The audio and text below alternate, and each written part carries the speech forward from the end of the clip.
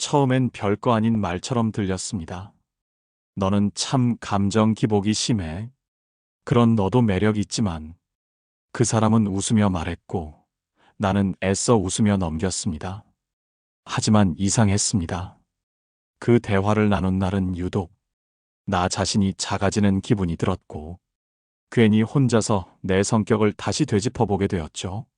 사람은 종종 말투로 착한 척을 합니다.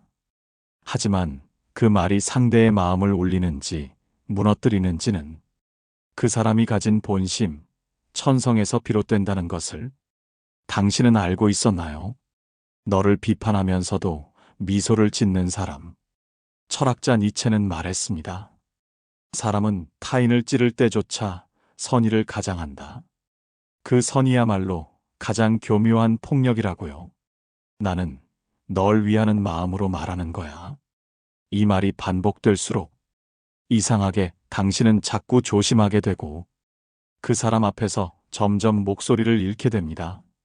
착한 척을 가장한 무례함은 오히려 노골적인 공격보다 더 큰 상처를 남깁니다. 왜냐하면 그 말에 담긴 날은 상대방의 배려심을 가장한 자기 우월이기 때문이에요. 어느 날 갑자기 깨닫게 되는 진실. 그 사람과 멀어진 뒤 문득 이런 생각이 들었을 거예요. 왜 그때는 그게 이상한 줄 몰랐을까? 왜 나는 자꾸 자책했을까? 그건 그 사람이 일부러 애매한 말로 당신의 감정을 흐리게 만들었기 때문입니다. 난 그냥 한 말이야. 그렇게까지 예민하게 굴 필요 없잖아. 이런 말은 그 사람이 자신의 공격성을 감추기 위한 일종의 방패 같은 말이에요. 하지만 그 방패는 오로지 당신을 향해 사용됩니다. 거리를 둬야 할 사람의 신호. 말을 곱게 포장하지만 항상 당신을 평가하고 정의 내리려는 사람. 그 사람은 스스로도 자신이 어떤 언어를 쓰고 있는지 모릅니다. 그게 바로 천성입니다. 남을 낮추고 그 위에서 자기를 높이는 습관. 그건 누가 가르쳐 준 것이 아니라 그 사람 안에서 이미 굳어진 성질입니다. 그런 사람과는 말을 섞을수록 당신의 마음이 조금씩 마모됩니다. 결국 남는 건 피로와 자기불신뿐이죠. 지금 떠오르는 그 사람이 있다면 당신이 이상하게 힘이 빠졌던 그 대화, 기분 나빴지만 웃으며 넘겼던 그 말, 지금 떠오르는 사람이 있다면 당신은 이미 알았던 겁니다. 거리를 두세요. 그건 당신이 틀려서가 아니라 당신의 마음이 그 사람의 말 속 독을 감지해냈기 때문이에요. 당신은 둬야 할 사람을 모르는 게 아니라 그 사람을 잃었을 때의 외로움을 두려워했던 거예요.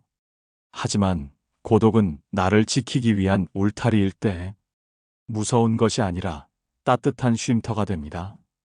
철학자들이 고독 속에서 사유를 시작한 이유도 바로 여기에 있어요. 누군가의 말에 자꾸만 상처받는 당신에게 가장 먼저 해주고 싶은 말이 있어요. 당신은 예민한 게 아닙니다. 우리는 참 이상한 문화 속에 살고 있어요. 누군가가 상처 주는 말을 하면 그 말의 부당함보다 먼저 내가 민감해서 그런가? 를 의심하게 되는 거죠. 하지만 철학은 늘 말합니다. 당신이 느낀 감정이야말로 가장 정확한 신호라고요. 감정은 거짓말을 하지 않으니까요. 가스라이팅은 거창한 일이 아니다. 요즘은 가스라이팅이라는 말을 자주 듣지만 그건 꼭 큰 사건이나 명백한 조종에서만 일어나는 게 아닙니다. 그건 내 착각일 거야.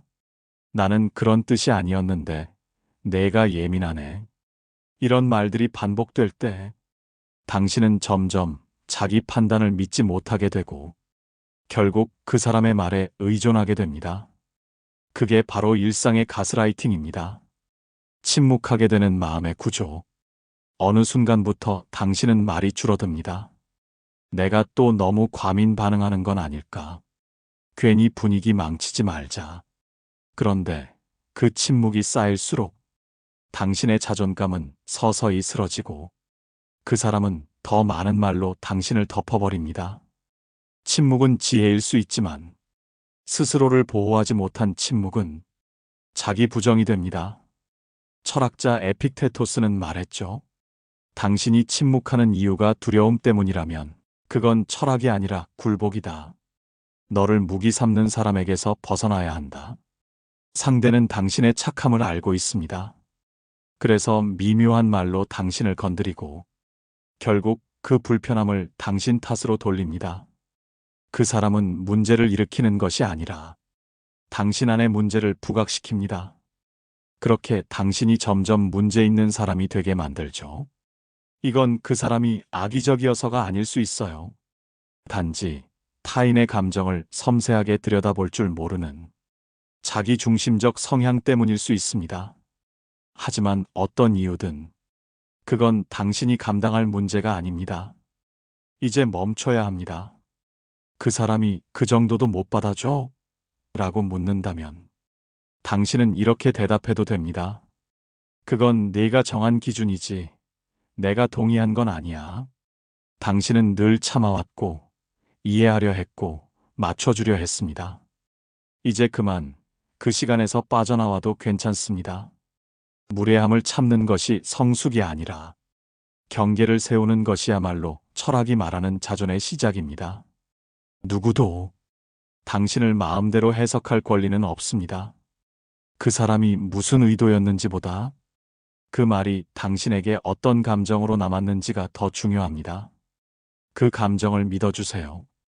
그건 틀린 게 아니라 당신의 진심이 보낸 신호이니까요. 누군가가 당신에게 상처를 준 뒤 그건 네가 그렇게 느낀 거잖아 라고 말한다면 그건 사과가 아니라 회피입니다. 말의 본질은 전달이 아니라 관계입니다. 상대의 마음을 망가뜨렸다면 그 말은 틀린 것입니다. 그 말을 뱉은 사람은 사유하지 않은 것입니다. 철학자 칸트는 말했죠. 사람은 수단이 아니라 목적이다. 당신을 불편하게 만든 그 말이 상대의 목적을 위해 당신을 이용한 것이라면 그 사람은 철학이 없는 말로 살아가는 셈이에요. 사과를 대신하는 이상한 논리들. 그럴 의도는 아니었어. 난 원래 말이 좀 직설적이야. 친해서 한 말이잖아. 이 말들은 하나같이 나는 잘못이 없다는 선언에 가깝습니다. 사과는 감정에 대한 응답이지 논리로 합리화할 수 있는 일이 아닙니다. 그 사람은 미안한 게 아니라 불편해진 분위기만 피하고 싶은 거예요. 그게 바로 천성의 그림자입니다. 누구도 단번에 나쁜 사람으로 태어나지 않는다. 물론 사람은 실수할 수 있습니다. 때론 말이 앞서가기도 하고 진심이 서툴게 표현될 수도 있어요. 그 차이를 구분하는 기준은 그 사람이 얼마나 자기 말을 돌아보는가에 달려 있습니다. 상처를 준 뒤 뻔뻔하게 웃는 사람, 오히려 당신을 민감하다고 몰아가는 사람, 그 사람은 자기 언어에 책임질 줄 모릅니다. 말은 그 사람의 인격을 반영합니다. 그 인격은 당신의 내면까지 흔들 권리가 없습니다. 나는 나를 지키기 위해 멀어질 권리가 있다. 관계란 늘 붙들고 있어야 하는 건 아닙니다. 때론 멀어짐이야말로 나를 위한 유일한 배려일 수 있어요. 그 사람과의 거리, 당신이 불편함을 감내하고 유지하는 사이, 당신 자신과는 점점 멀어졌다는 걸 느껴보신 적 있나요? 나를 잃어가며 관계를 유지하는 건 관계가 아니라 종속입니다. 노자는 말했습니다. 지나치게 가까운 것은 상처를 만든다. 멀리함이야말로 건강한 경계의 시작일 수 있어요. 그냥 넘기지 말 것.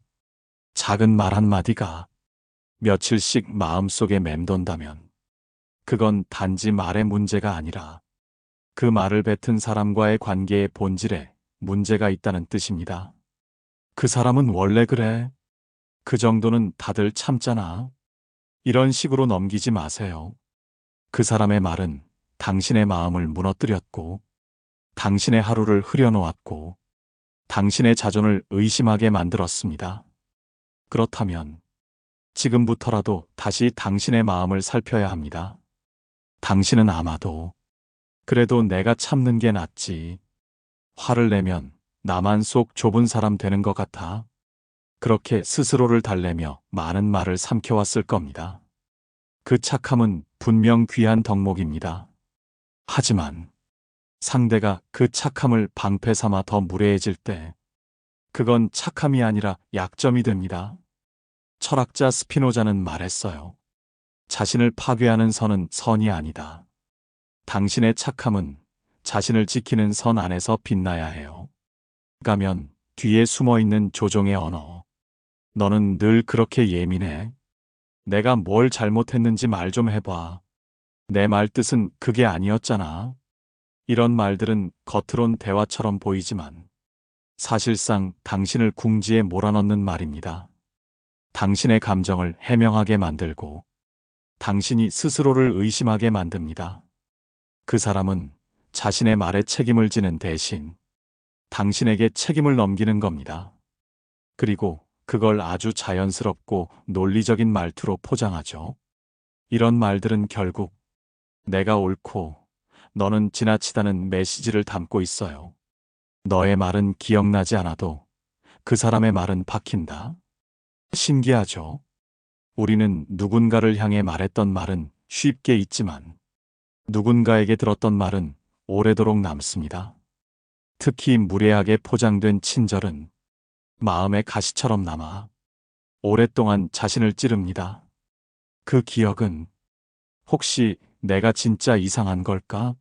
라는 물음으로 남고 당신의 자존을 천천히 갉아먹어요. 그 말이 단 한 번이었더라도 그 말로 인해 당신이 자신을 의심하게 되었다면 그건 분명 문제 있는 말이었습니다. 떠나는 것보다 더 용기 있는 일은 없다. 우리는 관계를 끊는 걸 두려워합니다. 특히 그 사람이 나쁘다고 단정 짓기 어려울수록 더 오랫동안 망설이게 됩니다. 하지만 철학자 아우렐리우스는 말했습니다. 내 영혼을 해치는 관계는 내 삶에서 멀어져야 한다. 그것이 당신의 마음을 지키는 일이라면 떠나는 것은 결코 비겁한 일이 아니에요. 누군가와 멀어진다고 그 사람이 나쁜 사람이라는 의미는 아닙니다. 단지 당신과 맞지 않았을 뿐입니다. 그리고 당신은 그 다름 속에서 자신을 희생할 필요가 없는 사람입니다. 관계는 경계에서부터 시작된다. 우리는 보통 관계란 가까울수록 좋은 것이라고 배웁니다. 하지만 진짜 건강한 관계는 서로가 서로를 침범하지 않는 데서 시작됩니다. 당신이 마음을 지키기 위해 거리를 두는 것. 그건 이기적인 게 아니라 오히려 성숙한 선택이에요. 철학은 늘 말합니다. 타인을 대하는 방식은 자신을 대하는 방식의 거울이라고요. 당신이 누군가의 언어 앞에서 자꾸 작아진다면 그건 당신 안의 경계가 무너지고 있다는 신호입니다. 말을 아끼는 사람은 때로 존중받습니다. 하지만 말하지 못하는 사람은 자주 오해받습니다. 그 사람은 말합니다. 아무 말도 안 했잖아. 그럼 괜찮았던 거 아냐? 그때는 웃었잖아. 그럼 기분 안 나빴던 거네? 하지만 당신은 알고 있죠? 그 침묵은 괜찮아서가 아니라 그 자리에서 싸우고 싶지 않아서였고 그 미소는 기뻐서가 아니라 내 감정을 들키고 싶지 않아서였다는 것을요. 철학자 키르케고르는 말했습니다. 침묵은 때로 절규보다 더 깊은 저항이다. 당신의 침묵을 말로 바꾸어야 할 때입니다. 말해봐는 이해가 아니라 권력일 수 있다. 뭐가 문제인지 말해줘야 알지. 이 말은 논리적으로 들립니다. 하지만 그 이면에는 이런 뜻도 숨어 있습니다. 내가 납득하지 않으면 너의 감정은 유효하지 않아. 이건 진정한 소통이 아니라 감정의 통제입니다. 그 사람은 이해하려는 게 아니라 승인하려는 겁니다. 당신은 설명해야만 인정받는 존재가 아닙니다. 상처받은 마음엔 해명이 필요하지 않습니다. 그저 그래, 그랬겠구나 라는 말이면 충분할 때가 있어요. 감정은 증명하지 않아도 된다. 내가 그렇게까지 기분 나쁠 일인가? 이 말은 마치 법정에서 판결을 요구하는 듯 합니다. 그 사람은 감정을 논쟁의 대상으로 삼고 당신은 점점 더 스스로의 감정을 해명해야 할 처지가 됩니다. 하지만 감정은 논리로 입증할 수 있는 게 아니에요. 그저 존재한다는 것만으로 존중받아야 하는 것입니다. 철학은 늘 말하죠. 존재하는 것을 부정하려 할 때 갈등이 시작된다. 당신의 감정은 존재했고 그 존재는 이미 충분한 이유입니다. 잘못된 관계는 결국 내 안의 나를 무너뜨린다. 관계를 유지하느라 자신의 감정을 계속 무시하면 결국은 내면이 점점 굳어집니다. 그 사람의 말 한마디에도 한껏 예민해지게 되고 스스로를 방어하느라 에너지를 다 써버리게 됩니다. 그건 관계가 아니라 소진입니다. 당신은 누구보다도 자신과 가까운 존재이고 그 자신과의 관계부터 먼저 회복해야 해요. 그 첫 걸음은 당신을 지치게 하는 사람으로부터 거리를 두는 일입니다. 그 사람이 바뀌지 않는 이유는 간단하다. 그 사람은 당신이 매번 넘어가고 참아주고 받아주기 때문에 자신이 틀렸다는 걸 느낄 기회를 가지지 못합니다. 그래서 여전히 똑같은 방식으로 말하고 똑같은 방식으로 상처를 남깁니다. 철학자 루소는 말했습니다. 존재가 변화하려면 고통을 인식해야 한다. 고통이 느껴지지 않는 사람은 바뀌지 않습니다. 당신이 더 이상 침묵하지 않을 때, 당신이 더 이상 웃으며 넘어가지 않을 때, 그제서야 그 사람은 자신을 돌아보게 될지도 모릅니다. 하지만 그 사람이 변할지 말지는 당신이 감당할 문제가 아닙니다. 당신이 책임질 것도 아니고요. 이제는 당신이 움직일 시간입니다. 감정을 누르며 버틴 시간은 당신을 지켜주지 않았습니다. 오히려 당신을 점점 잃게 만들었죠. 지금부터는 당신이 당신을 위해 입을 열어야 합니다. 말로, 거리로, 표정으로 당신이 더는 그 말에 동의하지 않겠다고 알려야 합니다. 문득 그런 생각이 들 때가 있죠. 내가 정말 그런 사람일지도 몰라. 그 사람이 말한 게 다 틀린 건 아닐 텐데. 그 말이 너무 전곡을 찌른 것 같고, 그래서 더 반박하기 힘들었던 기억. 당신도 갖고 계실 거예요. 하지만 상처는 사실이라서 아픈 게 아닙니다. 무례하게 던져졌기 때문에 아픈 거예요. 진실은 아무렇게나 던져도 되는 말이 아닙니다. 사실을 내세운 말이 상대를 짓밟고 움츠러들게 만든다면 그건 더 이상 진실이 아니라 무기가 됩니다. 말의 내용보다 말의 방식이 더 중요할 때가 있다. 그건 그냥 너한테 하는 조언이야. 내가 그래도 너한테 관심 있으니까 그러는 거지. 이런 말들이 당신을 흔들 때 진짜 점검해야 할 건 그 말의 진실성보다 그 말이 나를 어떻게 만들었는지입니다. 그 말을 듣고 내가 주눅이 들고 스스로를 의심하게 된다면 그건 이미 조언이 아니라 관계의 균형을 깨뜨리는 힘이 된 겁니다. 철학자 하이데거는 말했습니다. 말은 존재를 드러내는 방식이다. 그 사람의 말이 당신을 자꾸 사라지게 만든다면 그 존재 자체를 지워가고 있는 거예요. 무례함은 자주 조언이라는 얼굴을 하고 온다. 특히 가까운 관계일수록 그 말들이 더 쉽게 스며듭니다. 너니까 말해주는 거야. 다 널 위한 말이야.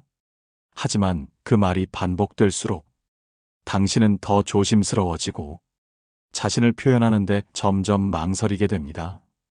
그건 조언의 탈을 쓴 통제입니다. 그리고 그 통제는 당신 안의 자유를 서서히 앗아갑니다. 진짜 위하는 사람은 당신을 위해서 보지 않는다. 진심은 위에서 내려오지 않습니다. 진심은 언제나 옆에서 나란히 건넵니다. 너는 왜 항상 그래? 내가 보면 넌 이런 게 문제야. 이런 말은 이미 상대를 아래로 보고 있다는 증거예요.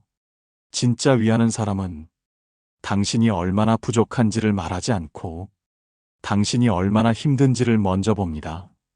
그게 철학자들이 말하는 존중의 눈빛이에요. 존중이 없는 말은 어떤 이유로도 옳아질 수 없습니다. 그 말을 들어줄 필요가 없는 이유.